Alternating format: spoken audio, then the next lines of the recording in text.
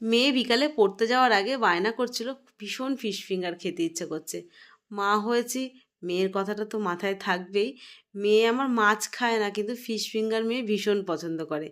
তো ফ্রিজ থেকে মাছ দুটো বার করে লবণ হলুদ আর গোলমরিচ দিয়ে সেদ্ধ করে নিয়েছি, সাথে কিন্তু একটা আলুও দিয়েছিলাম। মাছের কাঁটা ছাড়িয়ে নিয়ে আলুর সঙ্গে মাছটাকে ভালো করে মেখে নিয়েছি, সাথে কিন্তু লঙ্কা কুচি, পেঁয়াজ কুচি, লঙ্কার গুঁড়ো, ধনের গুঁড়ো আর সামান্য একটু তেল দিয়ে ফিঙ্গারের আকারের শেপে কিন্তু বানিয়ে নিয়ে 0.5 ঘন্টা মতন ফ্রিজে রেখে দিয়েছিলাম। একটা পাত্রে ডিম ফাটিয়ে নিয়েছি, ডিমের মধ্যে গোলমরিচের গুঁড়ো দিয়েছি, লবণও দিয়েছি, আর একটা পাত্রে ব্রেড ক্রাম্বস নিয়েছি। ডবল কোট দিয়ে আমি এগুলোকে ভেজে নেব, আর ডবল কোট দিলে কিন্তু দারুণ মুচমুচে হয়। তো এইভাবে ঝটপট কিন্তু তোমরাও বানিয়ে নিতে পারো, আর রেসিপিটা ভীষণ সহজভাবে আজকে শেয়ার করেছি। বিকেলবেলা থেকে বানানো শুরু করেছি ফিশ ফিঙ্গার। তো মেয়ে পড়ে আসতেই সন্ধ্যেবেলা মেয়েকে এখন ফিশ ফিঙ্গারটা দেবো, একদম সারপ্রাইজ। তো রেসিপিটা কেমন লাগলো অবশ্যই জানিও, যদি ভালো লেগে থাকে কিন্তু একটা লাইক করে দিও।